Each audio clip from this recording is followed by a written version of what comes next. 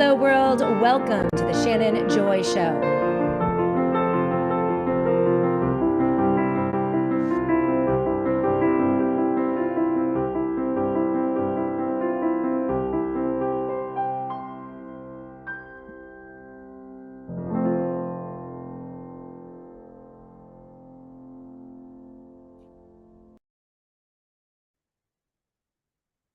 Hello, world, and welcome to the Shannon Joy Show. We're broadcasting live from the Joy Virtual Studio right here in the beautiful Finger Lakes region of New York State. It's so great to be with all of you today.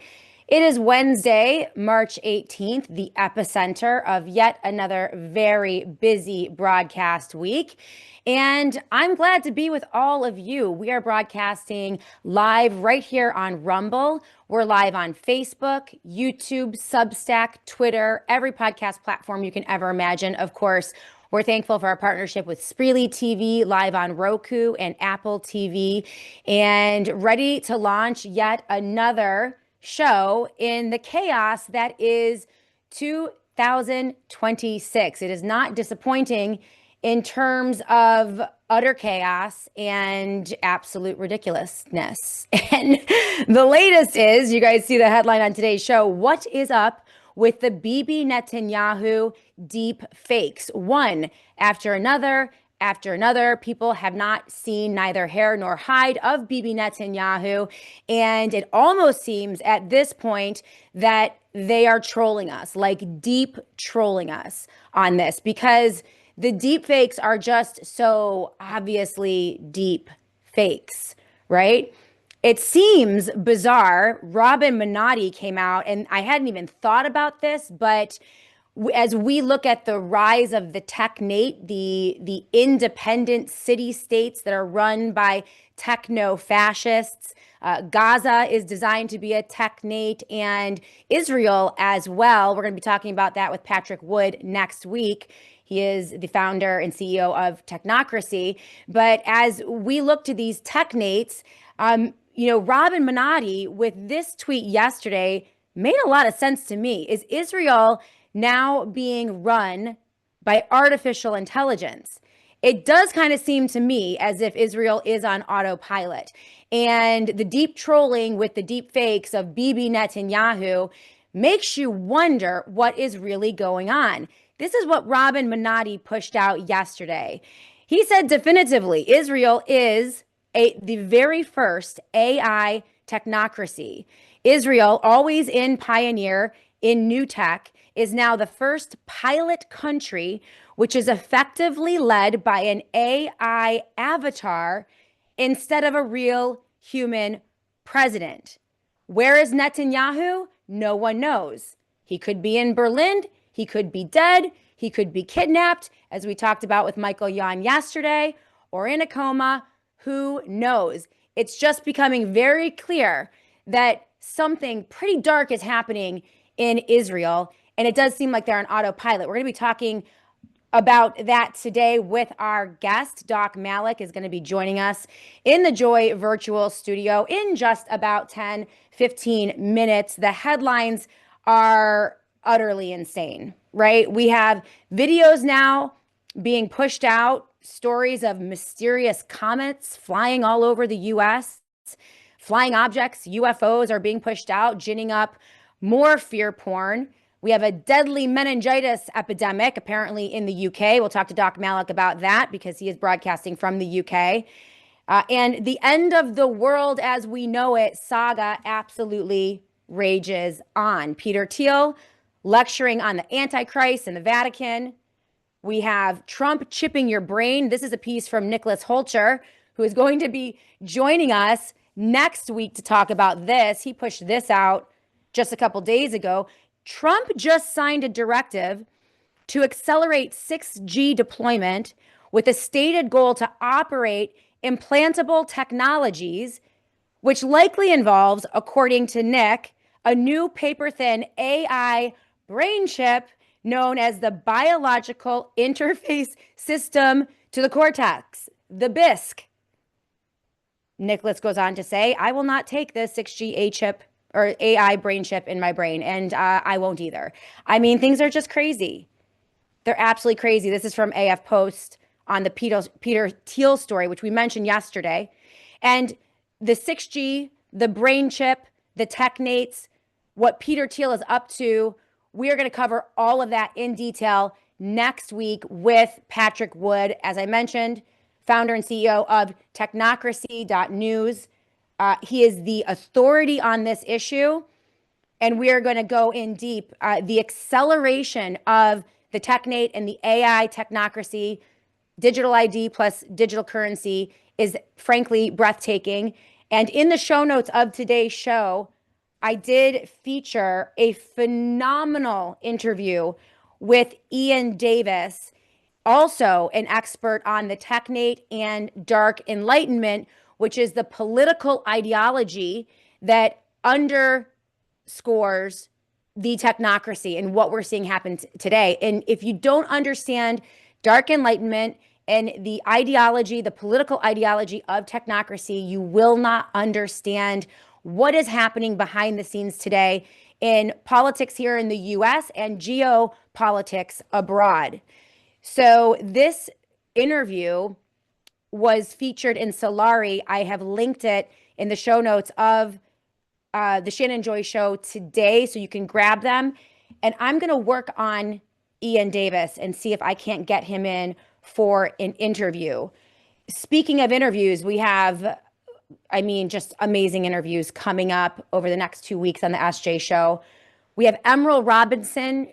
She had to cancel this Monday because of the wacky weather across America, but she will be with us next Monday to talk about a massive Christian and Catholic psyop that is rolling out right now. She has been reporting on this, absolutely brilliant. A lot of the centers around a Twitter account that is entitled Insurrection Barbie. It's a fake account, a psyop account, and there is a massive operation out there right now to deceive evangelical Christians, Christians in general, and Catholic Christians. This ties in Peter Thiel and what he's doing in Rome right now with his talk of the Antichrist, the coming Antichrist. He was doing these talks in Silicon Valley as well.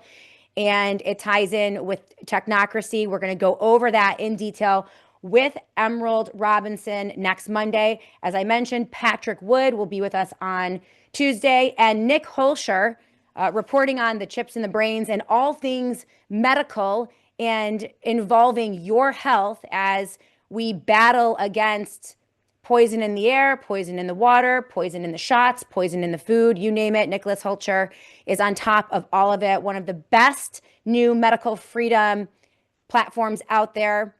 Focal Points. It's part of Peter McCullough's operation and Courageous Discourse. I cannot wait to talk to Nicholas Holscher for the first time in the Joy Virtual Studio.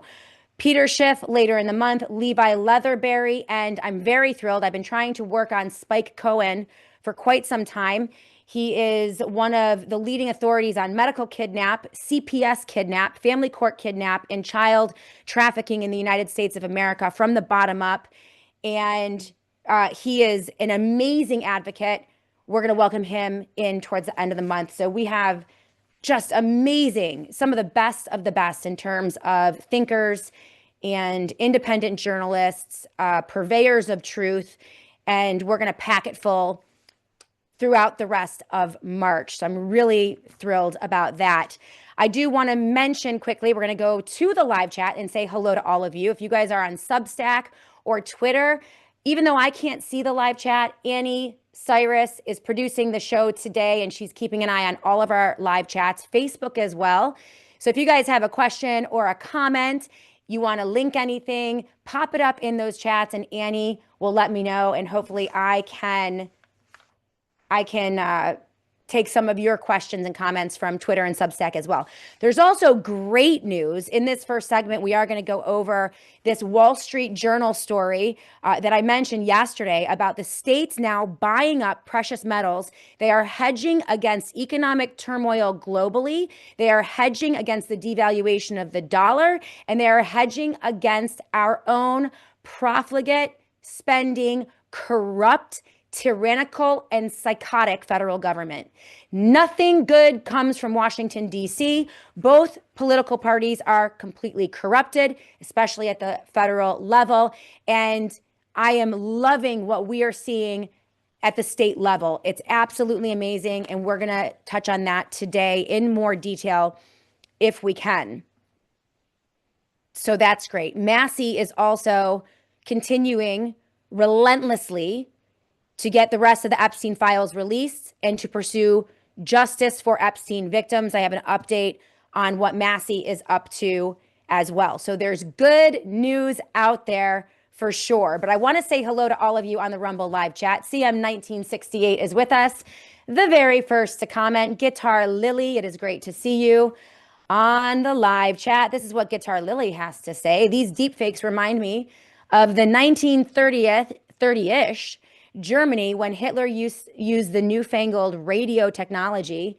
People thought he was located wherever they were listening. Talk about a psyop. That's really interesting, Guitar Lily. There is nothing new under the sun, is there? Right? 4,000 years of human history, and we play this story out over and over and over. By the way, nothing new under the sun. That is the great King Solomon in Ecclesiastes, and it is absolutely true. Ollie Robin 9, great to see you on the live chat. Mama C 1996, great to see you as well. We have Mod Trend joining us. CJP Rumble, Zayada, great to see you on the live chat as well. Hello, Buskman. Blessings to all of you. Hey, Be My Valentine. You look great. You all look great. Ollie Robin 9, same story, different day. Absolutely true. We are so excited about the Summit for Truth and Wellness coming up just a couple days away. Get your tickets. Your time is running out. Not only are we approaching sellout for the tickets for this event this Saturday, March 21st in Rochester, New York, featuring Dr. William Makis and Sasha Latapova, among others. We also have a cutoff date because we are treating everyone to lunch. There's a luncheon. That means there's a food order involved. And I have to get the food order in for the luncheon by tonight at the latest tomorrow morning. So if you have waited on getting your tickets, get them right now because we're going to have to close that window very, very soon. TheShannonJoy.com is the only place to get your tickets. That is TheShannonJoy.com. I am so thrilled to see all of you. It's going to be an absolutely amazing event as we support William Makis and all of his efforts, one of the most persecuted freedom fighters on the face of the planet. I can't wait to bring him here live to Rochester. Now, we have some good news and bad news about the summit that I want to fill you in on. We're going to be sending an email out to all of our attendees and my email list. Unfortunately, Dr. Mary Talley Bowden had to cancel her appearance at the summit this weekend. Now, the reason is just so good. As you know, Dr. Mary Talley Bowden has won a precinct chair, a local election in her community in Houston, Texas. She's also been appointed to a Senate committee to push a package of medical freedom bills. There are over 100 bills in that package, and included in that package is the removal of the mRNA technologies and the COVID shots from the markets in Texas, a full-scale ban of the mRNA in the great state of Texas. This could be one of the most comprehensive packages of medical freedom bills we have seen in the country or the world. And Dr. Mary Talley Bowden, with this appointment, is in a position to advocate for those bills. What that means is that she has to go into meetings Thursday, Friday, and all day Saturday, 9 to 3 p.m., which means that she can't come to the summit, which I'm so devastated over. But she is in our prayers.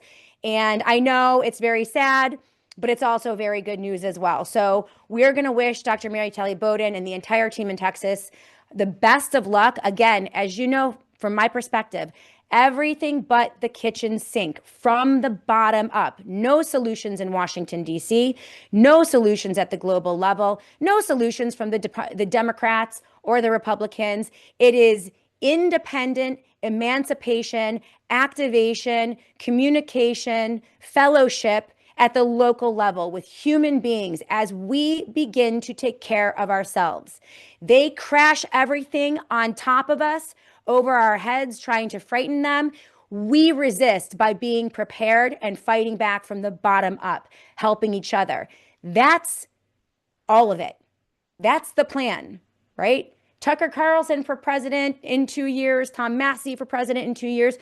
Is anyone dumb enough to think that a hero can ride in on a horse and save us all in 2 years with a presidency in Washington, D.C.? That ship has sailed. And so I am so proud of Mary and the entire team in Texas for their bottom-up activation. And we're going to do that in New York, blue states, red states, it doesn't matter. We're getting ready for whatever they do to us. And that's the plan. That's something that our next guest, and one of my absolute favorite guests, by the way, on the SJ show, one of my favorite freedom fighters, warriors out there from across the pond in the UK, Dr. Ahmed Malik. You know him as Doc Malik. He has a huge following on Twitter, an amazing podcast. And we are going to talk to him about all of the news of the day and an amazing piece that he put out on his Twitter platform last week entitled They, which I read to you last week. I think he's nailing it. He's one of the best analysts out there. And we are going to get his perspective on what is happening geopolitically, what is happening within the health freedom movement, the medical freedom movement, what's going on in UK regarding the outbreak of meningitis, among other things. I cannot wait to hear from the Doc Malik in just a moment. We're going to go to a quick break. But first, remember, theshannonjoy.com, theshannonjoy.com. Get your tickets for the summit. Again, we are very, very, very close to selling out. And as you know, all proceeds after expenses go to Americans for Healthcare Alternatives, a local bottom-up organization that is dedicated to providing New Yorkers and people within the Western and New York area and Finger Lakes region with alternatives to the medical industrial complex. It's an amazing organization. You guys are going to learn about them at the summit. And it's going to be an absolutely great day. So keep it tuned right here. When we come back, without further ado, we're going to bring in Doc Malik and have a very informative and important discussion about all of the chaos, all of the crazy headlines, the deep fakes, the deep trolls, all of the things that are being launched at us, making sense of it with Doc Malik in just a moment here on the Shannon Joy Show. I want to invite you. I would love to meet you. I know that we have the website up for the Summit for Truth and Wellness. We are meeting live here in Rochester, New York on March 21st for a full day. It is the 2026 fourth annual Summit for Truth and Wellness. I will be there live along with Dr. William Makis, a leader in cancer care using ivermectin, fembendazole, membendazole. He has treated over 8,000 patients. He just got his medical license in the state of Florida. He is revolutionizing how cancers are treated. He is curing cancers.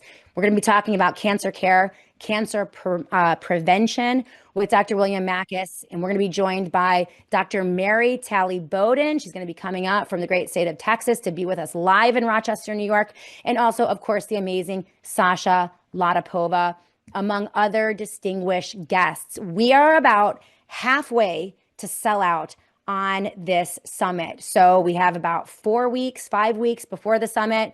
I want to encourage all of you, if you haven't gotten your tickets yet, go ahead and get those tickets because I do anticipate a full sellout. We have limited seating. It's going to be a beautiful morning of presentations, and then we are going to break and have a lovely luncheon afterwards. Plenty of time to meet and greet, to meet the speakers, fellowship, collaborate. It's just going to be an absolutely beautiful event. I love hosting it. And of course, all the proceeds, everything that we earn over the expenses to put the summit together will go to Americans for Healthcare Alternatives, an amazing organization that I have been working with for many years. Their mission is to provide an alternative to the medical industrial complex. with, information, seminars, and they are seeking to build a brick and mortar wellness center right here in Rochester, New York. We want to help them get closer to that goal. I am so proud to be working with Peter Schiff and Schiff Gold in 2026. There is no one that I would trust more to send this audience to in terms of a metals strategy, whether it's your gold and silver physically that you purchase and keep in your home or in a safety deposit box, gold and silver in an IRA, which you can do through Schiff Gold, or even investing in gold mining stocks, which Peter Schiff and his team can also help you with. It is time to get that metals strategy in place. Right now, silver and gold are soaring. Silver is approaching $85 an ounce, while gold is up over $45 an ounce. And people don't see this stopping anytime soon. I know it seems expensive to you, but I don't know that there is a cap to this in the near future. So you can get started now. I want to encourage you guys right now to go to schiffgold.com/joy. That is schiffgold.com/joy. Everything that you need, Peter's analysis, market reports, research reports. You can get plugged into his investment services, physical gold and silver, which we're going to be talking about this month, and also protecting your retirement with a gold or silver IRA. It's all right there at your fingertips on my page, schiffgold.com/joy.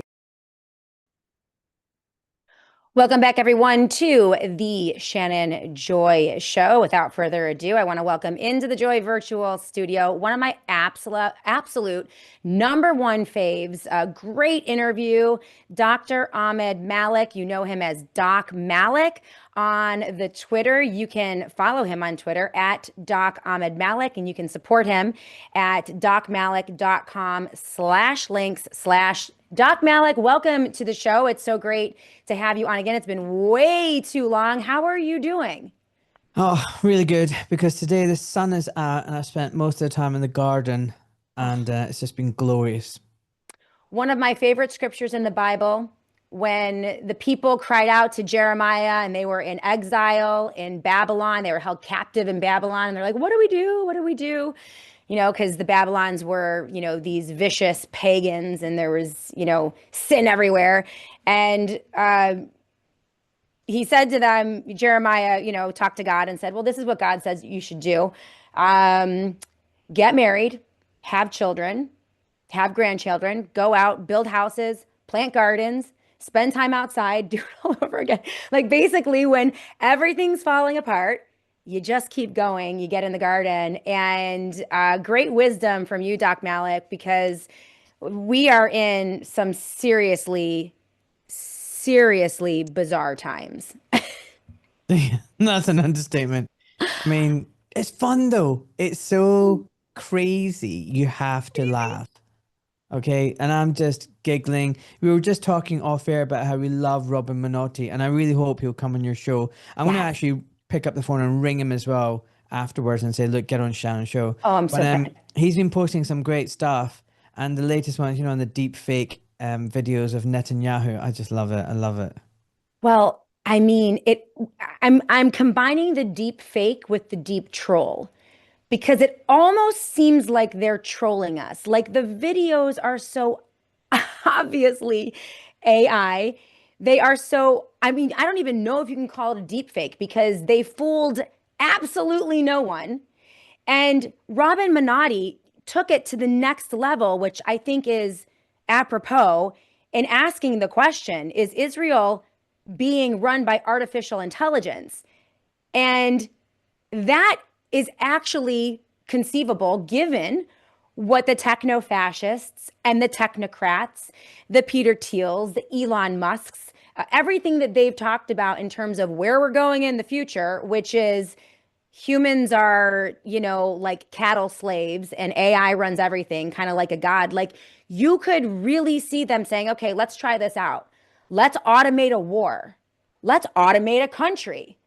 Let's automate a presidency or the office of the prime minister and have some avatar running it. What are your thoughts on that? We'll look at some of the deep fakes in a moment. But overall, I mean, I saw his post and I thought, this is not far off from everything they've written about for the past 20, 30 years. Your thoughts? Like, I don't know about that. I really don't. What I can say is if Netanyahu was injured and in a coma or dead, it'd be catastrophic for the Israelis. Like their morale would just sink and the war would be over tomorrow. And they Mm, don't have another right wing, far right, leader that can push forward. And remember, the Israeli society is fractured. This idea that it's just this homogenous group of people and they all want this, like they're all rallied together because nothing unites the people as like a common enemy, right? So if you're mm, at war, then you all come together. But the reality is, there's lots of different groups in Israel and yeah. they're fighting amongst each other. And a lot of people don't like Netanyahu. There were crowds of literally 500,000, a million who wanted to get rid of him. And he seems to keep dodging justice. Mm, And he's up to a lot of weird stuff. And, remember Ariel Sharon, another previous Israeli leader? I think he was in a coma for 12 years or something like that. And they kept him in that vegetative state for 12 sorry. years. I don't mean to So laugh. It's horrifying. it's not, it's just, God, let the guy die for It's goodness sake. crazy. And remember, Yeah. he was a war criminal. And again, they just kept him alive for 12 years. They didn't want him to die. And maybe they're just thinking, right, now's not a good time to release the fact that Netanyahu's dead because it'll just scupper everything. Why don't we just pretend he's alive, keep him on in life support or whatever it is they're doing. Mm, And then in the meantime, they're preparing to get someone else in. In the meantime, they can say, oh, Benjamin Netanyahu died of natural causes, like a heart attack or something, later on down the line. I don't know.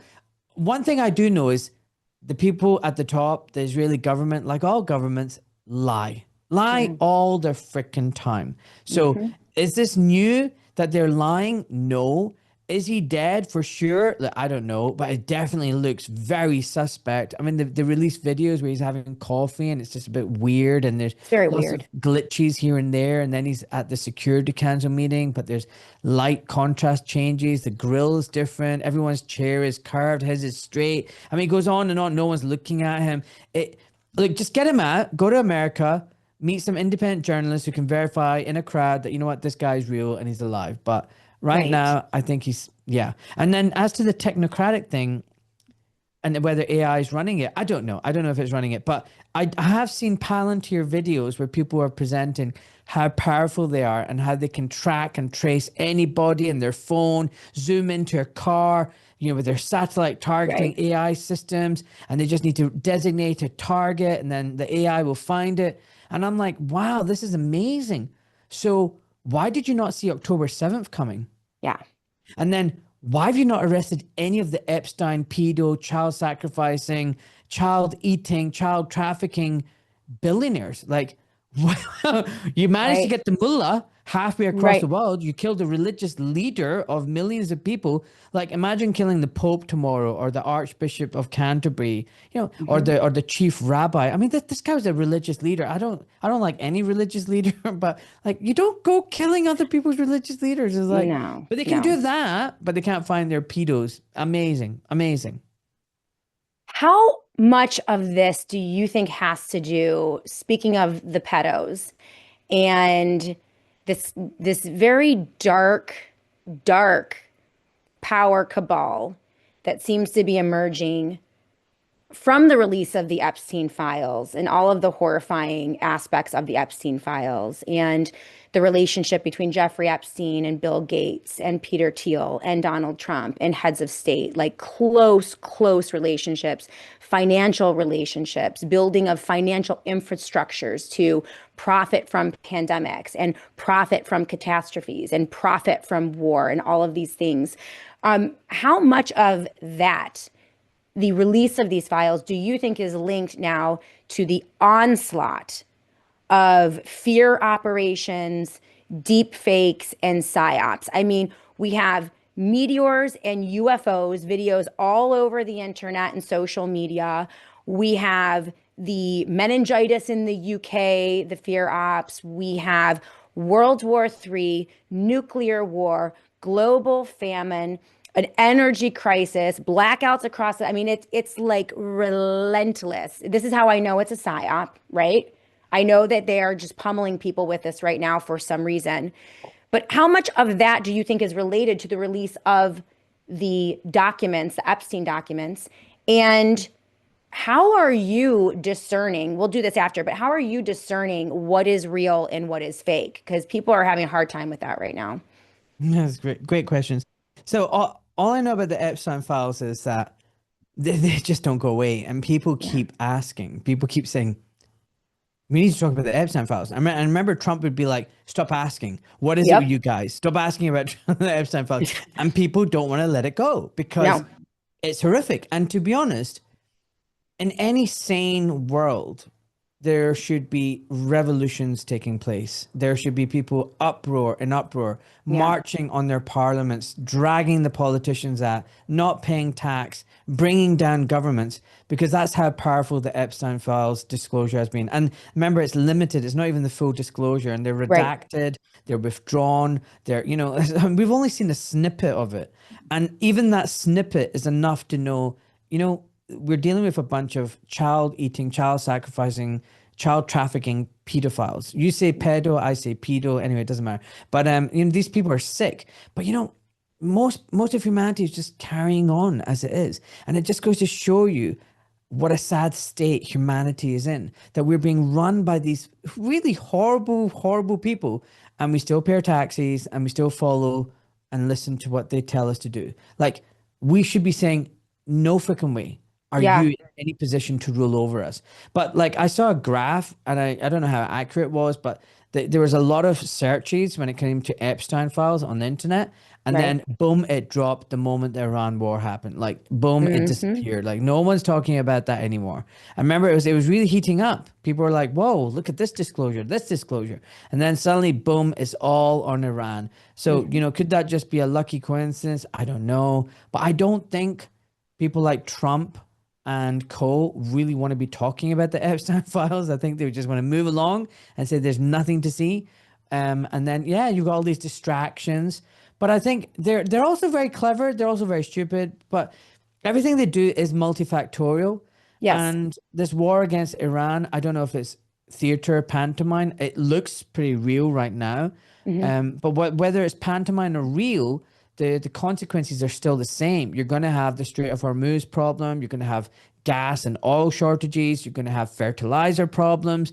Right now, Israel and America are bombing the South Pars field, which is a large gas facility of Iran, something like 90%. But that gas is used to make urea and then ammonia and nitrogen, fertilizer. So now it's planting season. So if that's not happening and this isn't being shipped around, you're going to have famine in 6 months' time around the Western world.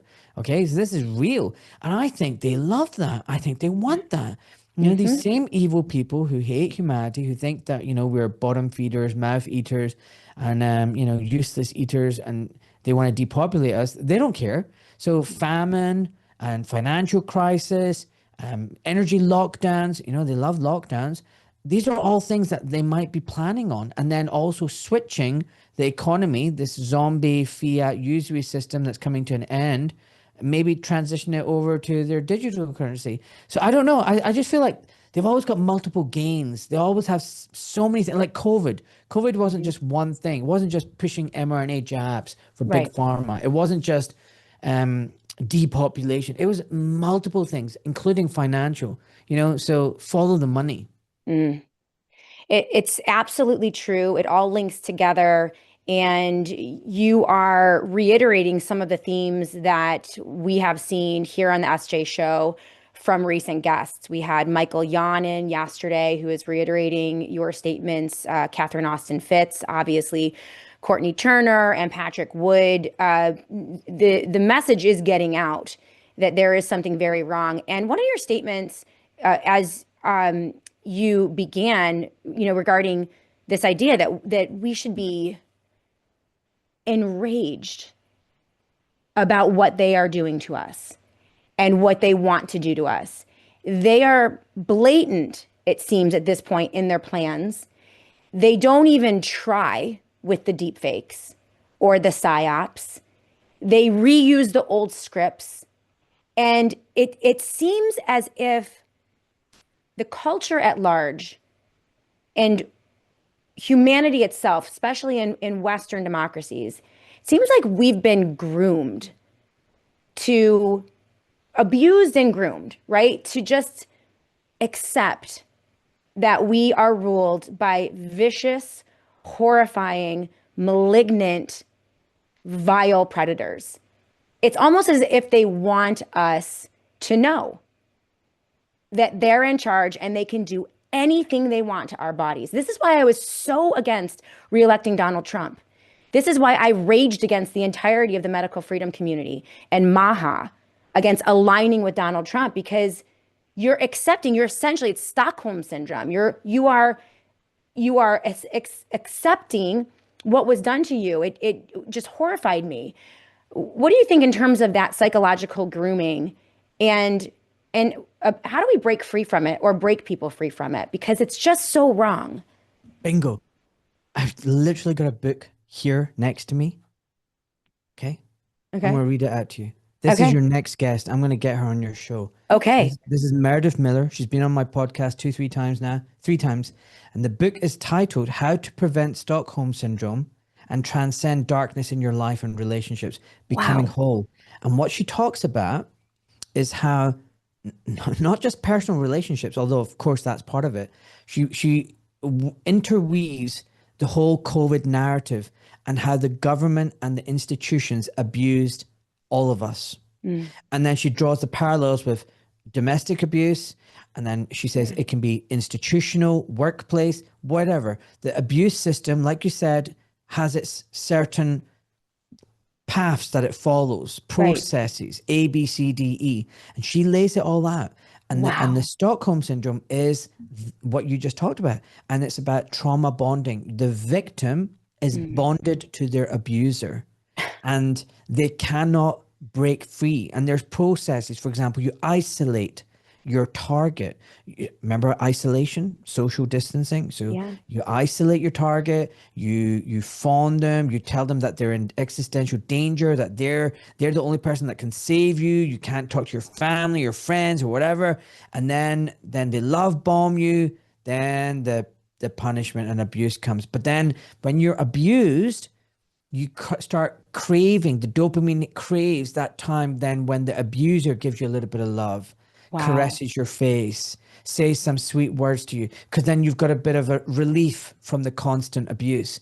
And then that's what happens as a society as a whole as well. We get constantly abused by our government, then we get a little bit of relief, we get time to take our breath back, energized, forget about the pain, and then boom, they come back to us again. And then all we want to do is please the abuser. Oh no, please, please, I'll be a good citizen. I'll do what you told me. I'll Right. follow the rules. Please stop it now. And this is very important. People need to understand the psychology at play because they use behavioral psychologists and people to manipulate us every single freaking day, whether Mm. it's on the TV, the news, the cinema, the radio. I mean, just watch Jason Christoph's Planet Mind Control. We live on a planet mind control Yeah. where the authorities and the companies and the corporations and the globalists are constantly waging war in your mind for your mind. and Right. and it's abuse, and Yeah. that's the only way you can now look at why the population isn't reacting the way it should be, why it isn't saying this is unbelievable. Right. Who's Right. ruling over us? This is Yeah. these criminals. How dare they? We should be pitchforks, but we've been pacified. We're so Mm. docile compared to just even 200-300 years ago. I mean, they had fire in their belly. Most of Right. us, like, we've got McDonald's in our belly, Yeah. and that's the Well, problem. I agree. And I think, and I see on the live chat here, they have been programming us for decades, perhaps more than 100 years. Yes, likely Mark the Regan. And again, there's nothing new in this. I mean, the same type of abuse has played out for 5,000 years of human history in different ways. They just use different technologies. So you have the printing press, then you have radio broadcasts, then you have TV broadcasts. I think now we are in probably one of the most sophisticated and one-to-one types of grooming and abuse situations, because so many people have voluntarily given up so much information about their psychology, their demographics, what makes them tick on social media.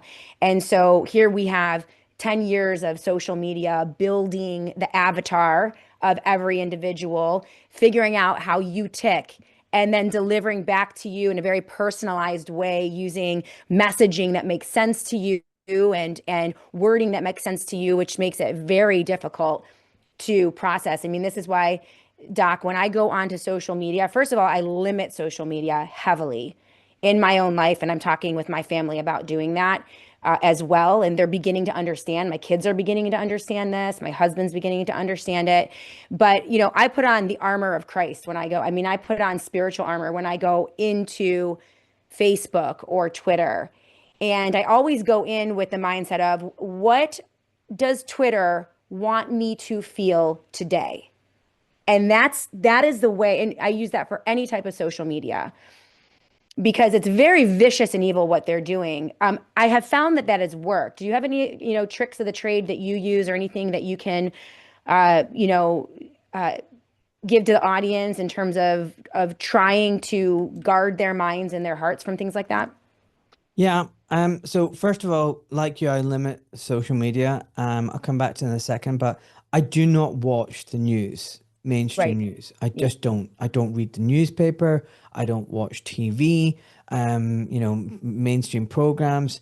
I mean, I'm not going to say I don't watch any program. I mean, there's a cooking program competition, British competition called Great British Menu. I watch half an hour of that every Love evening it. with my wife and kids, but it's Yeah. wholesome. It's just about cooking. It's nothing Yeah. more. There's no agenda. Um, and that's it. But what I would say to people is make sure you balance consumption with creation. So what do I mean Yes. by that? So if you're on your phone scrolling literally, like this or like this with your thumb, your finger, whatever, and you're just getting that little dopamine hit and you're consuming social media, what else in your life are you doing where you're creating? And that could be Mm, creating art, it could be creating sourdough bread, could be creating food, could be creating content, social media content. You could be writing blogs, you could be posting on things, but you cannot just be a consumer. You need to hmm. create, you need to balance it. And actually, I would say you want to tilt more towards creation than consumption. And I don't Right. mean just social media, I mean in all aspects of your life, and that will protect you and guard you. So, I've sat in my garden today, I exercised, I grounded, and, I cleaned the chicken coop out, cleaned the house out, then I edited the podcast, that's creation. Then I published the podcast, I wrote the Substack. I wrote a Substack about the retreats that I'm offering here in the UK. I published that. I posted some of these things on social media to advertise it.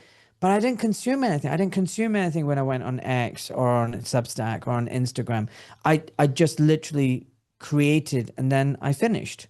And and then I made a really nice homemade barbecued beef burger for There you go. lunch. There you go. So what I It mean, sounds lovely. It sounds so human, Doc Malik, what you're talking about. And I just love that you said that. It proves to me that you and I are just linked spiritually in some way because I have that conversation with my kids all the time.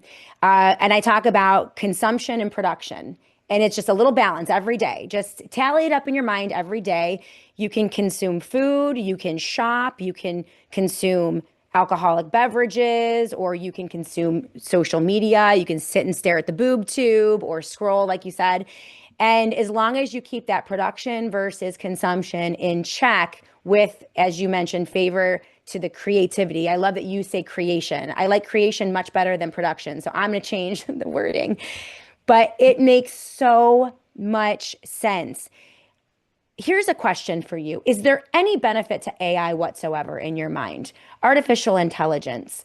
Everyone says it's going to take over the whole world and create the singularity. And this is why we need dark enlightenment. And this is why we need the technocracy. And humans are going to become cyborgs and we're all going to be slaves to the technocratic state. And we're all going to be traced and tracked and surveilled and tokenized, right? Every human has a value, maybe even to the point of like your heart, liver, and lungs when you die and they harvest your organs and I mean, this is how dark these technocrats think.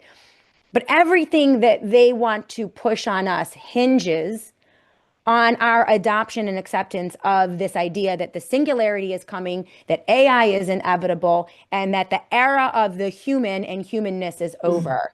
Your thoughts on that? Sue, a great question. I'm Big gonna question. go. I'm gonna go philosophical on you. Okay. So I I'm really struggling to think of anything non-human that is truly evil. Mm. I think the only things really in this world that are evil are some evil people Mm. possessed by evil spirits and just evil. Yeah. For example, a gun and a round, a bullet round, they're not evil, but wielded by a psychopath murderer, it can do great evil. Right. But in its own, it could defend, it could be used for hunting, or just fun target shooting. Hmm. So it in itself isn't evil.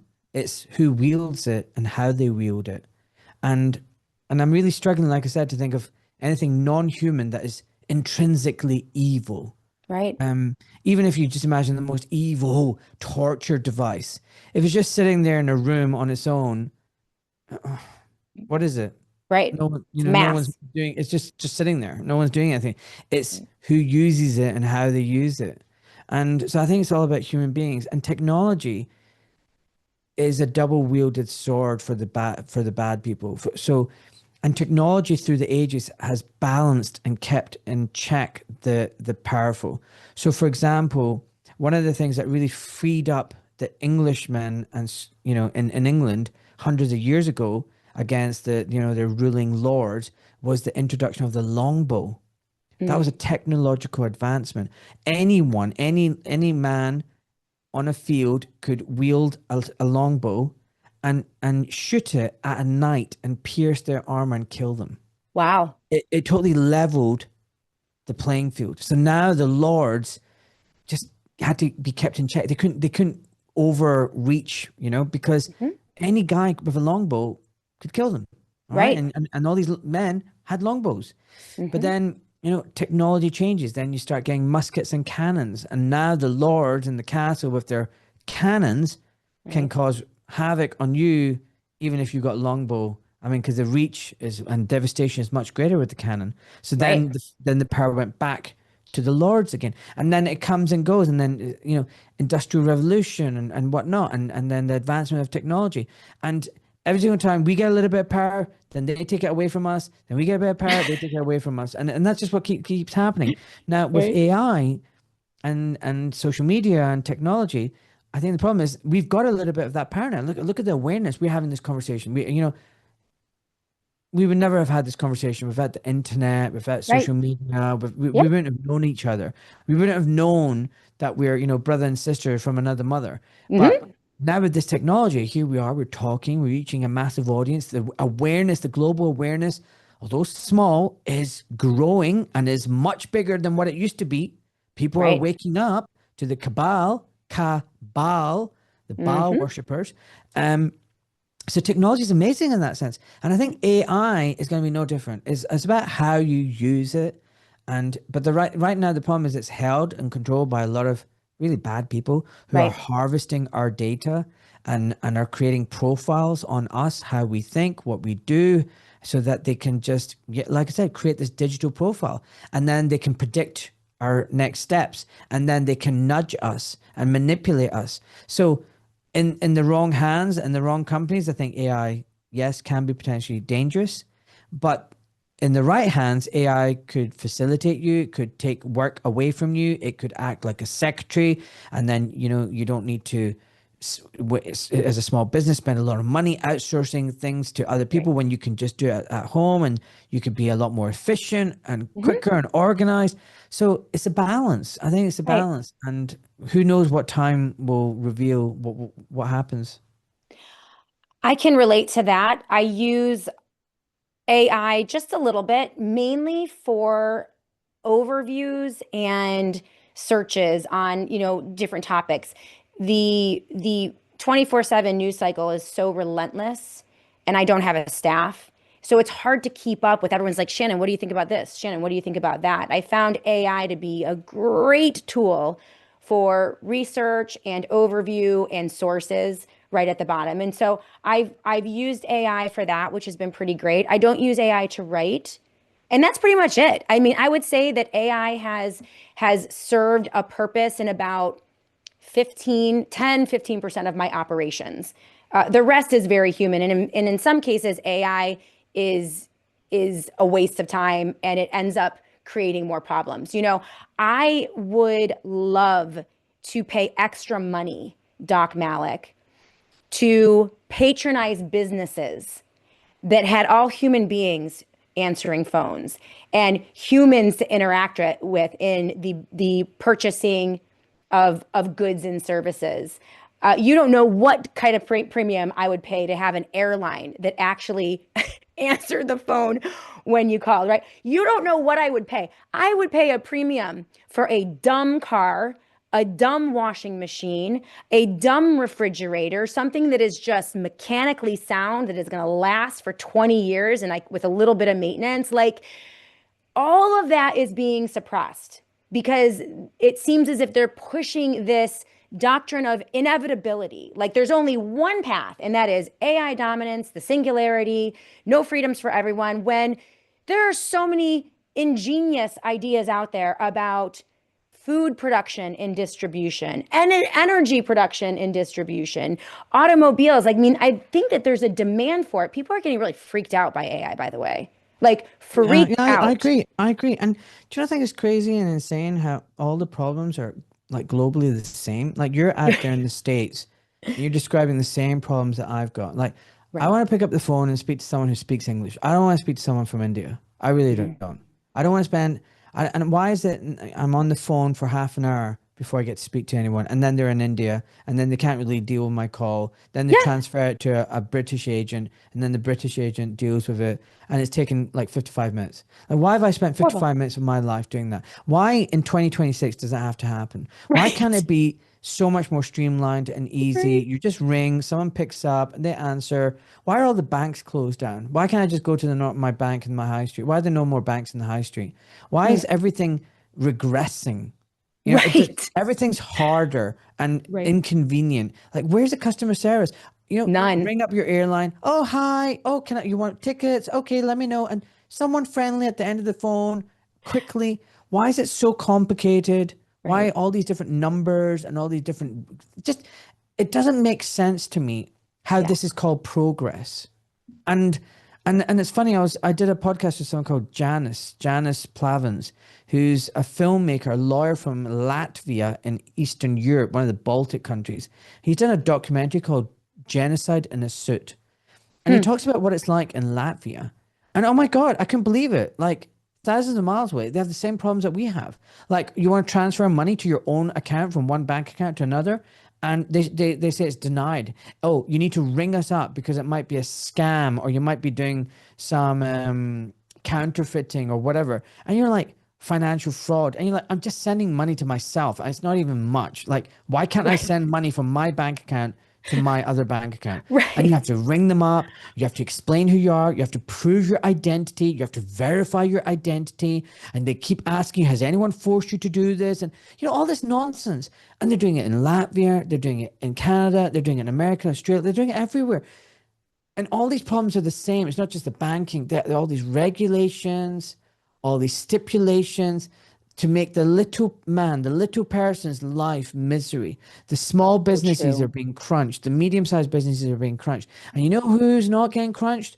The big multinationals, the Mm. Amazons, the Microsofts. They don't, this doesn't touch them. And I think, again, part of it is to just destroy our soul, our energy, to distract us from the tyranny that's taking place so Hmm. that we can never look up and fight off our oppressors. I mean, we're also taxed to the max. So Right. that again, Not just taxes. Let's explain that too. The government levies taxes, which we pay, income taxes, sales taxes, you name it. There is the inflation tax. Inflation is a government tax. It is the devaluation of our currencies.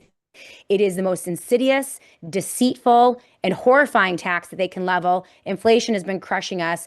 We have tariff taxes, which also create higher prices. And now, because of the actions in Iran and the closure of very critical straits, the Straits of Hormuz, among others that they're targeting, we're going to have new taxes. We can call them war taxes because Everything is going to become more expensive. Food, because of the fertilizers and what you mentioned about the closing of the Straits of Hormuz, and so they're just pummeling us, one thing after another, and it's terrible.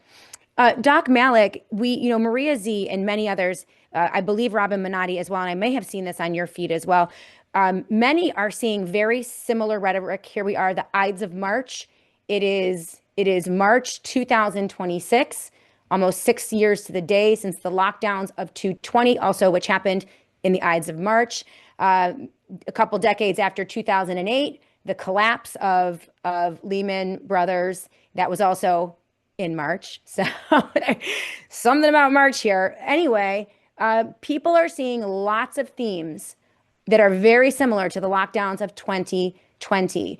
We are seeing a lot of propaganda about pandemics in the UK, but more concerning the energy crisis, rolling blackouts, rolling brownouts, food production, supply lines shutting down, famine coming. We're seeing countries across the globe locking down their citizens, limiting the amount of time that they can drive, the amount of times they can use electricity, all in the name of the energy crisis that they seem to be creating. Again, the firefighter or the arsonist becomes the firefighter and vice versa. Are you seeing, can you speak to what you're seeing? You're in the UK, you're international in terms of your platform. Are you concerned that we are going to see COVID style lockdowns coming in the near future and in another attempt to just crush what's left of the middle class as they move us or try to move us into this new technocracy? I wouldn't put it past them. And to be honest, Yeah. there's already talk of that in the Far East. So Yep. I'm not sure where it was, Thailand or Vietnam or wherever, but they're openly talking about energy lockdowns now because it's hitting them as well. You know, they get a lot of their oil and gas from Yep. Iran. And so all these countries are preparing for it, and there's no reason why it's not going to hit the West. I think Mhm. America's different because it gets a lot of their oil and gas domestically. They've got a huge market, but Kind of. Europe traditionally depended on Russian gas and Right. oil. But you know what they did to that? They blew up the Nord Stream and they Yes, I do. Yep. totally cut off um, Russian gas and oil, which was cheap and beneficial. It fueled all the homes in Europe and kept Europe warm in the winter. It fueled German industry and it made money for Russia. And if you think about it, it was a good reason for these countries not to go to war because they're financially they were wedded together.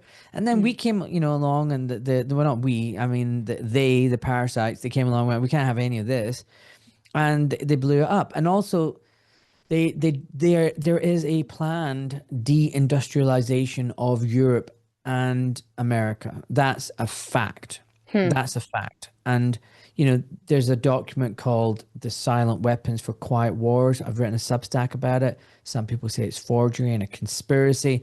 Well, if it is, it's bloody brilliant in that Yeah. it's mapped out exactly what has happened in the last 30, 40 decades. And this document was apparently written in the 1970s, Can you based in the, summarize that a bit for us, Doc Malik? yeah, And I'll link everyone to your Substack as well. We'll throw that up in the live chat. But go yeah. So ahead. it's called a Silent Weapons for Quiet Wars. Um, and basically these are silent weapons. Okay, they're Mm. not they're not like a kinetic missile, ballistic round or anything, but they are weapons. They injure their target. They drain their life force. They kill them. But it's done slowly and gradually, and there's lots of different means by which they do it. And apparently in 1954, a group of the ruling class came together and realized that there were methods by which war could be waged against a domestic population, and the Hmm. aim for which was total control. Now, this document apparently was written in 1979, but was found in 1986 in some photocopier. I think Bill Cooper published it in his book Beyond Pale Horse or something. You Mhm. can find it. It's on my Substack. There's a link to the PDF, and it outlines in great detail the reasons why and the methodology behind it. And part of the silent weapons is taxation, economic, financial, it's food, it's cultural, it's societal, feminine, the feminine cause, Mm. making men weak. Ah, Um, yes. it Yep. goes, just everything that we're seeing today, the decay of society, the decline of civilization. It's by design, and part of it is also deindustrialization. They do not want the West to be producing and manufacturing anymore, Mm. and I also don't think they want that many people there anymore either. So all of this ties into what they want. I mean, they shut down all the nuclear reactors, and Yeah. they've populated us with solar panels and wind farms that are heavily subsidized, that are Right. not efficient, they're Don't work. energy inefficient, Yeah. and and I think this crisis has shown that the West and civilization in particular runs on fossil fuels, Right. not green energy. Okay, Right. that's a fallacy. That's just a lie, a flat out illusion that's collapsed. Okay, and war is the ultimate stress test. And by the way, that Silent Weapons for Quiet Wars document talks about stress testing society, just like Hmm. an airframe is stress tested to see where the weaknesses are and what can be tweaked. The agents in control stress test society with Hmm. financial problems and economic cycles of collapse and everything, because they want to see how the population responds to it. And one of the Wow. key things that this document talked about, and we were talking about back in the 1970s, was collecting data on every single person, receipts, shopping habits, viewing habits. And because when you can get all this data and collate all this data, you can then build a picture of that person and manipulate them and predict them and program them. This was in the 70s. Wow. Now imagine fast forward 50 years with AI, with tracking, constant surveillance, technology, your individual ID code, ID, digital ID, what they will be able to do. So yeah, I urge your readers check that article out and make up your own mind about it. It makes a lot of sense, especially given what we lived through in 2020 and 2021 with the rollout of the poison shots. Talk about a silent war, wiping out tens of millions of people across the globe with injections. I mean, it's horrifying.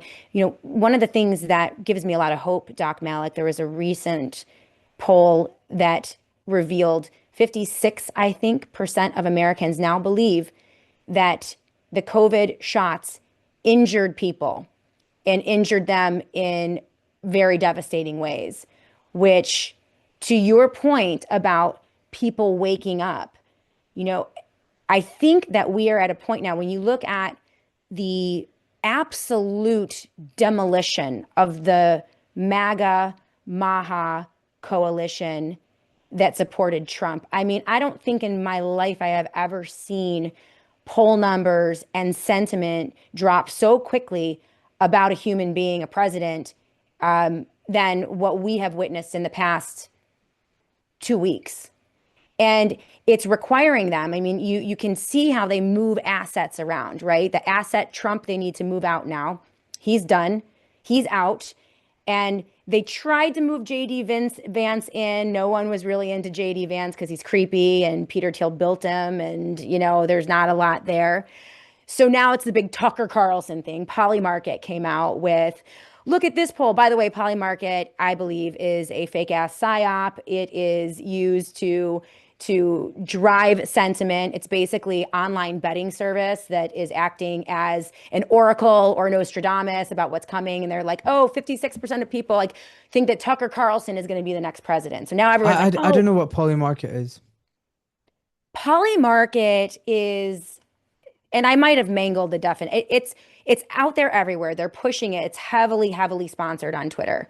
And it's online betting, I believe. So regular people go in, they get a Polymarket account, and they ask you all these questions, or people bet on these things, and you can make a little bit of money. There's so many gambling accounts out there right now, which just shows you how horrifying everything is. Like, people are so desperate that they need the dopamine. They can have it right, and they don't even have to go to Vegas or the casino anymore, which is why Vegas is collapsing, by the way.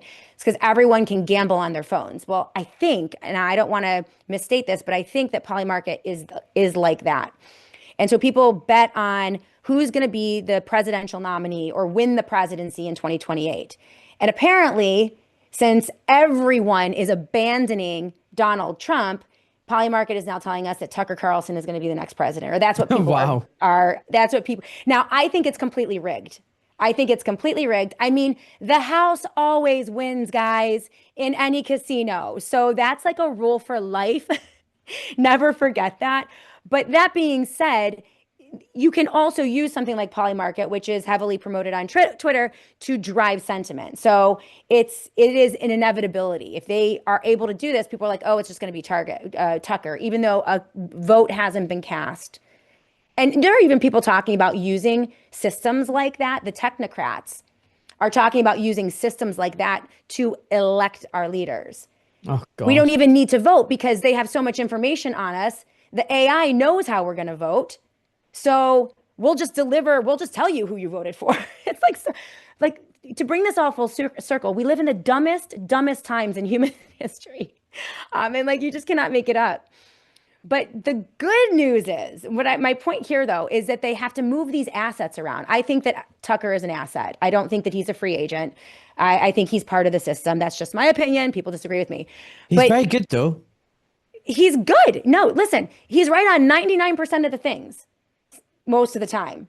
But it's like these critical things that really matter. Like Tucker drove to Mar-a-Lago to convince Trump to lock down in the weeks before the lockdowns of 2020.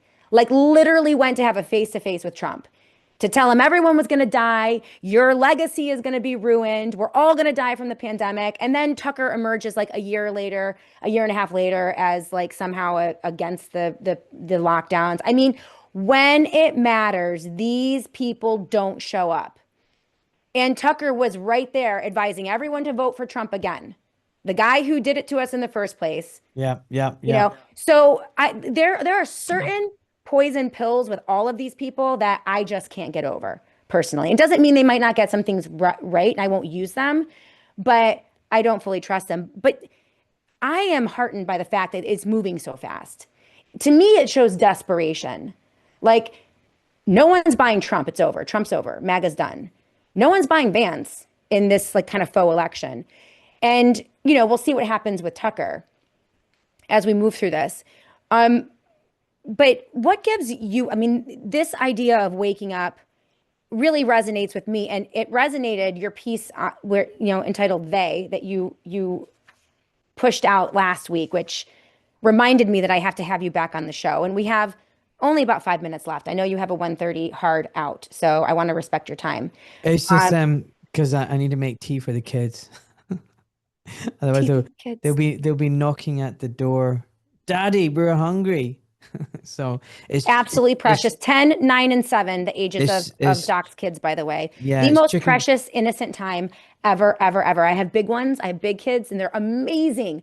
But that And I get them innocence, to help. oh, I get them to help. We're making oh, chicken schnitzel burgers. let's So go. we make a little wee, you know, assembly line. The little one bashes the chicken because he likes that. Then he coats it in the flour. Then the middle one puts it in the egg, and then you know with the breadcrumbs. And then the other one adds the parmesan and then Very fries it. sweet. So you know, there's a nice little conveyor belt, The right? sweetest thing ever. And this is why we do this, right, Doc? This is what we were talking about before you came on. 100%.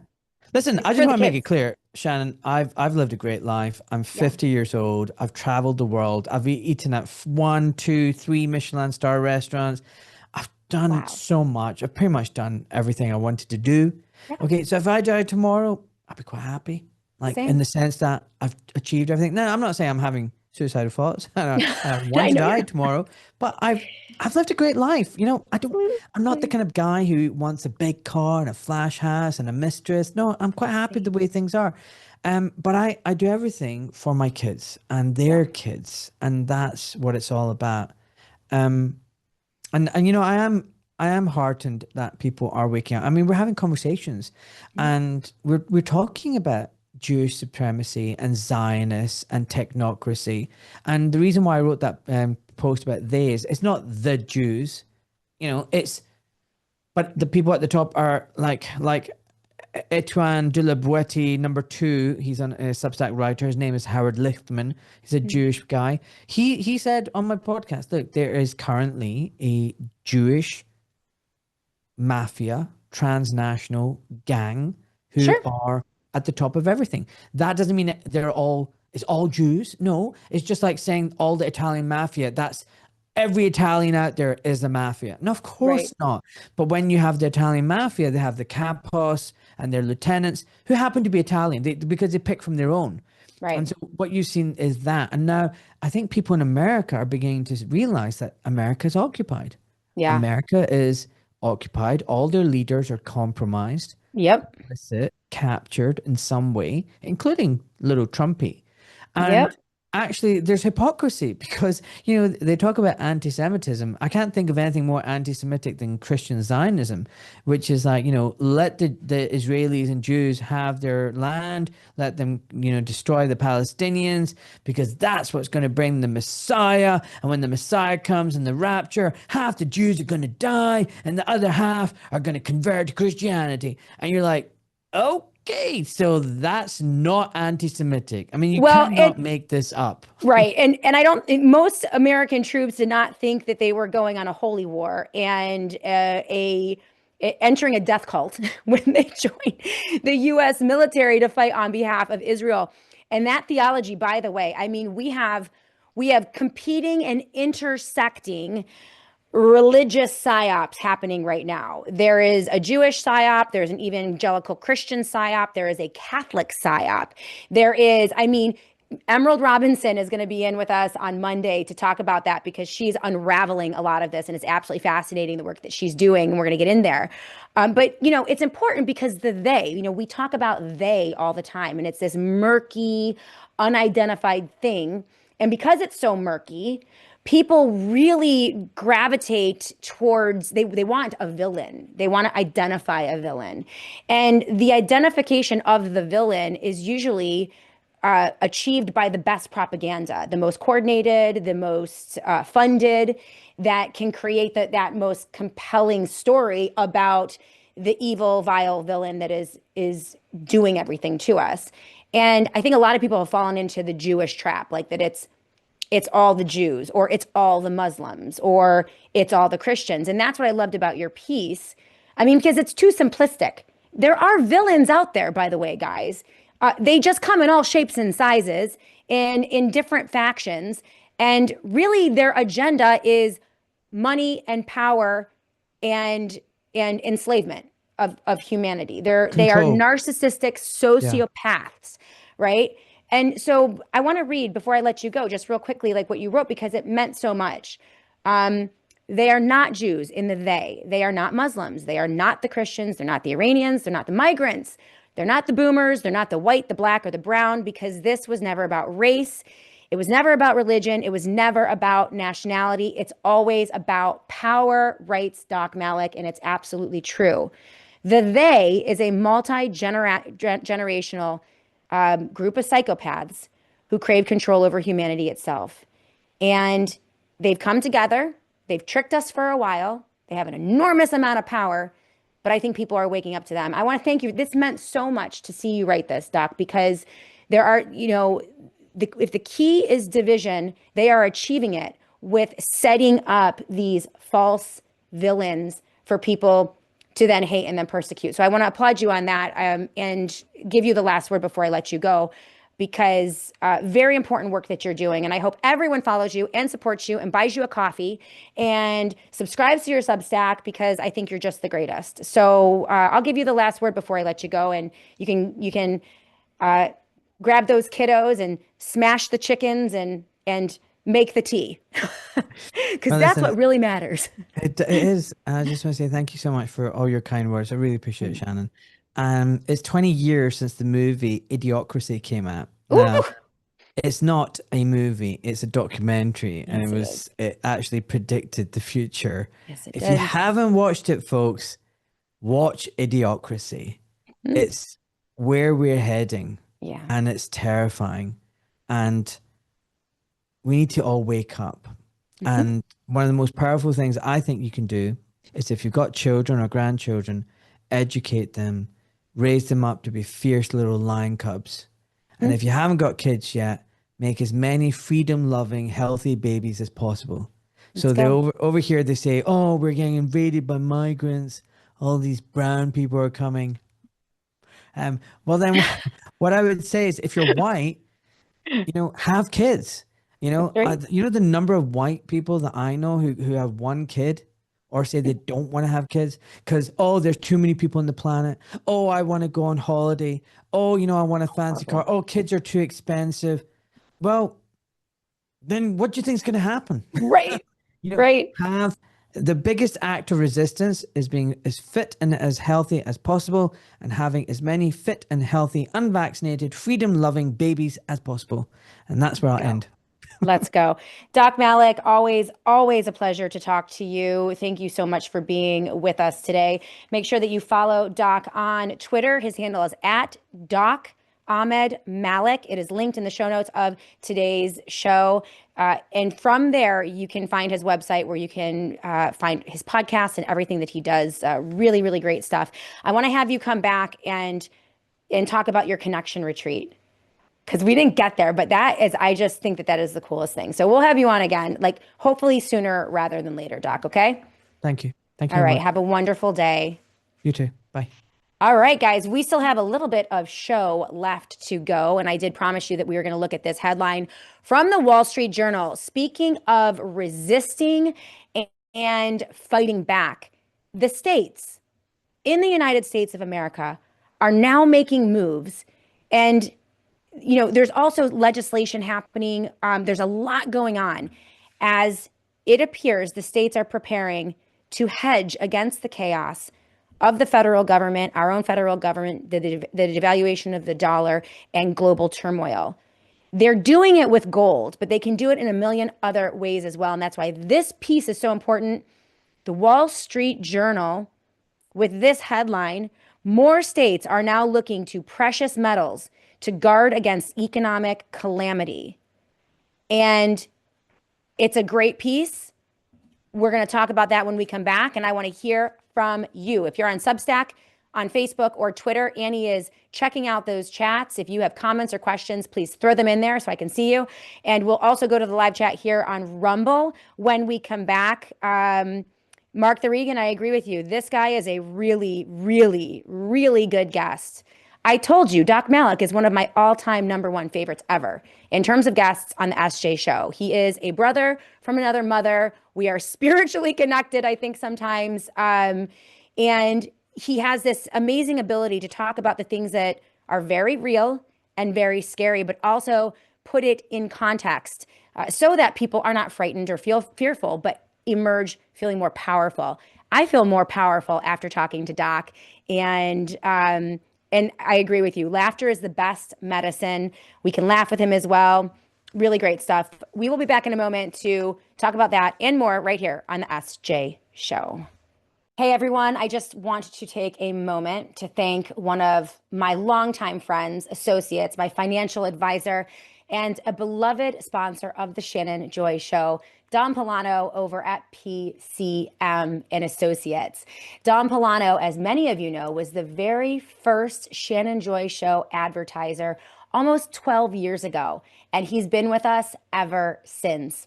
I trust Don Polano. He manages some of my assets and my retirement fund, and he's offering his services to all of you. He can take clients anywhere in the country and even across the globe over at PCM Associates. And as you guys know, it is so important today. There's so much volatility and chaos. You need a human being, a person that you trust, and a person that shares your values. And that's Don Polano at PCM and Associates. So if you are looking for someone to help you manage your retirement or have investment advice, please consider calling Don Polano over at PCM Associates.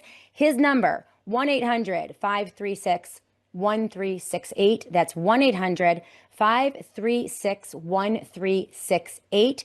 And of course, you can go to PCMPolano.com. That is PCMPolano.com to learn about all of his services and get in contact with his team. Again, so thankful for Don Polano at PCM and Associates. And I think that you are really going to appreciate his services. So that number again, 1-800-536-1368 for a financial advisor that you can trust.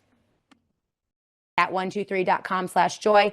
everything that you're going to need for preparation: generators, solar panels, Faraday products. If you want to disappear and protect yourself from the surveillance state, they have an entire line of amazing Faraday products called dark bags. They're always 10% off at the satellite phone store if you go to sat123.com/joy.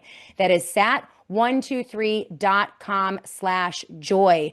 The satellite phone store has supported the Shannon Joy Show for many years. They are amazing partners, and let's help the companies that help keep the lights on here at the Shannon Joy Show. So if you are in the market for any of their products or services, make sure you use that promo code JOY and go to sat123.com/joy. That's sat123.com/joy. Welcome back, everyone, to the final segment of the SJ Show. We're going to hit the live chats in just a moment. So if you're on Substack, Facebook, Twitter, Annie's keeping an eye out for your comments. And those of you on the Rumble live chat, you guys have a lot to say about what we talked about today with Doc Malik on the Shannon Joy Show. So we're going to get to that in just a moment. But I do want to talk about parasites. So as you know, there's been a big medical hack of 2025. Everyone's talking about parasites. In fact, my husband, devastatingly handsome Dr. Joy, was recently talking about parasites as well. It's one of those topics that just has not made its way into the mainstream conversation about why we get sick, right? You go to the doctor and it's either a virus or a bacteria or virus, but you never hear a doctor ever saying, well, maybe it's a parasite, right? So there's a lot of emerging research on this. And one of the best thing that's happened in 2025 was several peer-reviewed studies that identified direct connections between anti-parasitic medications having off-label benefits, fighting a variety of cancers. So this makes a lot of sense. The connection between tumor growth and parasites has been known for years. Now, while currently the CDC remains silent, they have admitted, finally, that millions of Americans are suffering from parasitic infections that often go undetected or undiagnosed. This is why Dr. Peter McCullough, Chief Scientific Officer over at the Wellness Company and the world's most published cardiologist, says, quote, these studies make a clear case to do at least one medical grade parasite cleanse every single year. And the TWC parasite cleanse is the real deal. This is not your mother's cleanse. This is not some supplement. This is an amazing product. It is the Wellness Company's proprietary USA compounded ivermectin plus mebendazole. It is a doctor-prescribed gold standard combination dose, and it's designed to help the body eliminate parasites plus a lot of other incredible benefits. Each bottle contains 90 capsules, and it's enough to complete a 21-day cleanse. So the formula cannot be found at your local pharmacy. There's no equivalent out there. But the Wellness Company removes all of that red tape by making the process fully digital. So all you have to do is fill out a quick intake form. A doctor will review the form, and your medical grade parasite cleanse will arrive to you within a week. So this is a once a year cleanse. It is worth every penny. And it's time for people to get healthy and pay attention to the parasites. So head to twc.health/joy right now. twc.health/joy. That is my landing page. If you use the promo code JOY, that's JOY, they're going to take $60 off your parasite cleanse. Plus, they're going to give you free shipping. That is only at twc.health/joy. That is twc.health/joy. Annie has popped up the QR code in the corner of the screen. You can click on that or just hover your phone over it to go right to my site and enjoy a very special gift for the SJ audience, $60 off plus free shipping on every order when you use the JOY promo code. And by the way, use the JOY promo code every time you shop at TWC. If you're already plugged in, you're already using some of their products, make sure you use that JOY code so they know I sent you. All right. Thank you to the Wellness Company for being amazing sponsors of the Shannon Joy Show. We so appreciate all of them. All right. So let's take a look at the live chat. I see all of you on the live chat. I see you, Ralph the Flying Dutchman. I see you, Buskman, Ollie Robin 9, and some of the comments here. Steve Explos, you're brand new on the live chat on Rumble. So glad to see you and so glad that you're commenting. I love that. In my opinion, the best thing that we can do in these crazy times, I'm adding that, is to make fun of all of it.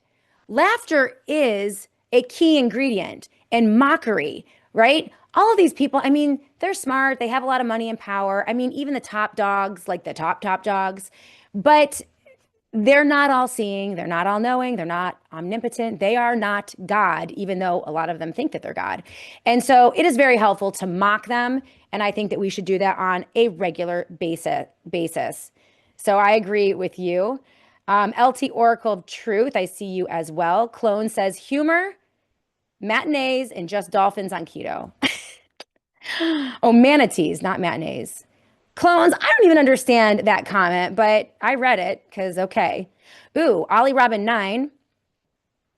Modern medicine, despite its scientific vocabulary, operates in the same structural principles as ancient healing superstitions.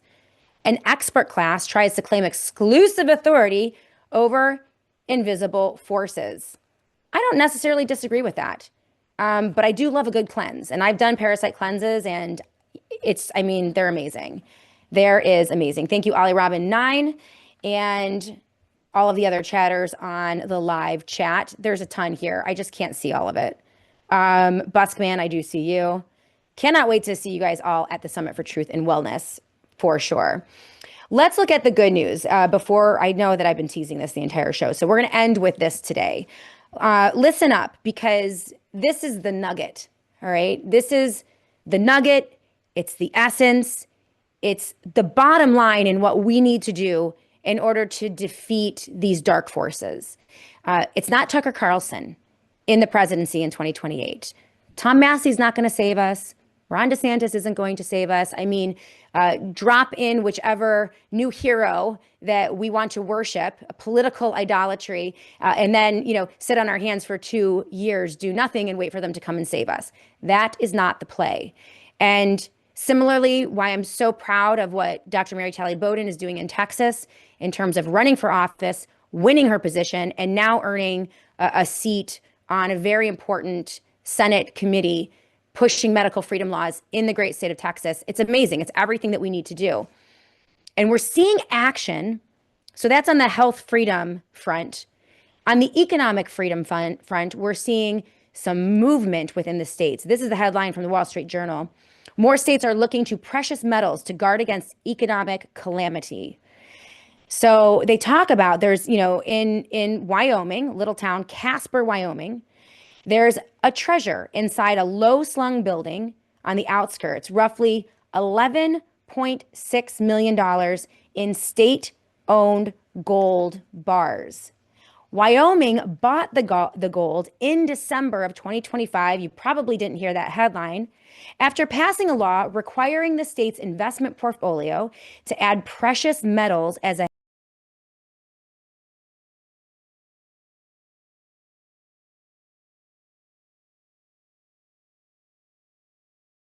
economic turmoil. Among the worries, among Wyomingans, or however you pronounce that, are rising federal debt, inflation, and a weak US dollar.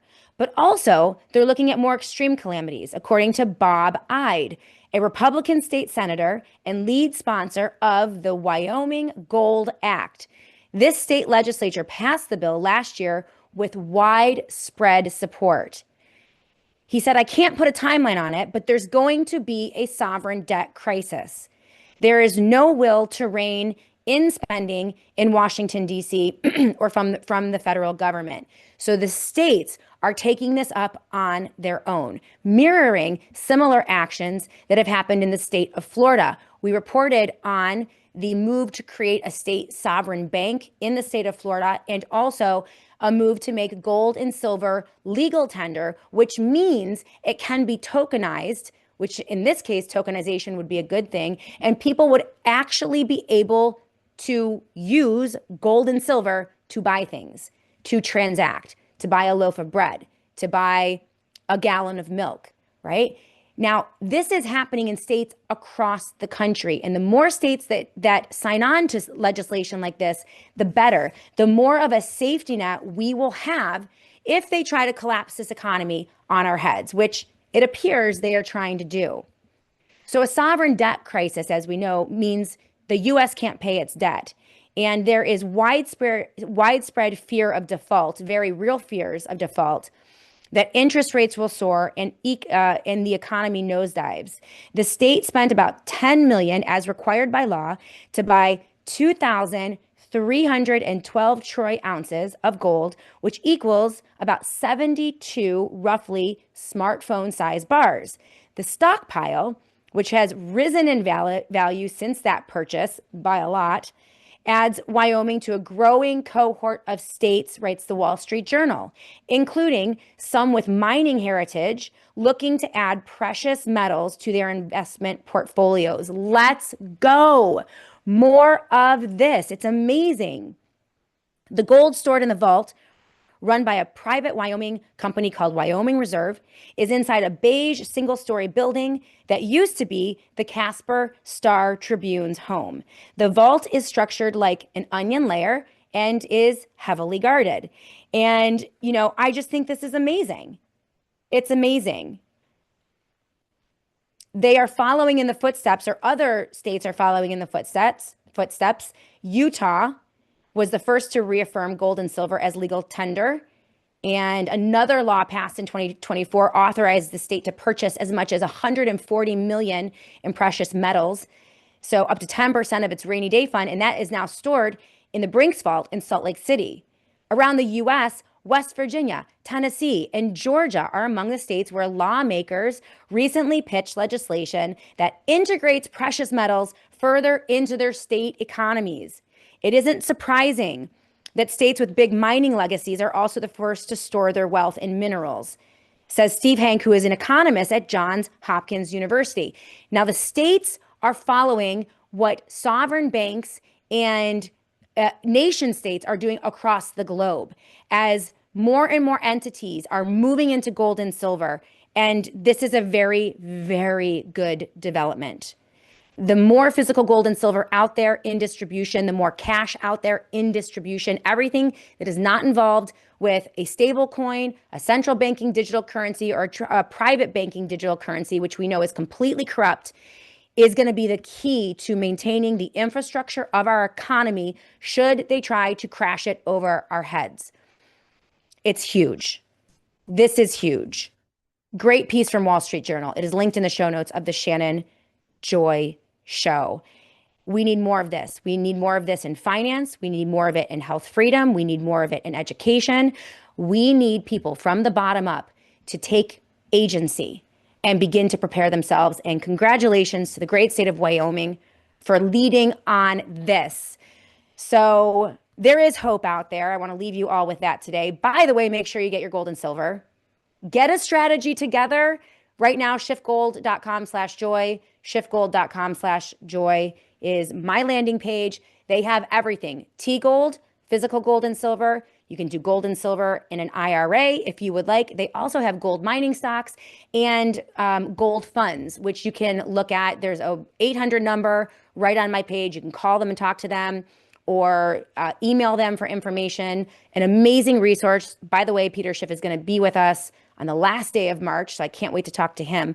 But this is where everything is going. This is where everything is going. You can hedge. You can protect your retirement with that, with obviously physical gold and silver, among other things. So again, huge thank you to our sponsors, and thank you to all of you. Thank you to Annie for producing the SJ show today. Thank you to Doc Malik for being with us, amazing guest. For all of you who are ready for the summit, I cannot wait to meet you on Saturday. Get your tickets right now. Do not wait. We are close to sellout, and we're going to be cutting off the ability to purchase tickets probably tomorrow morning. So let's hurry up and get those tickets. TheShannonJoy.com, TheShannonJoy.com. You guys are amazing. We'll see you tomorrow right here on the SJ Show.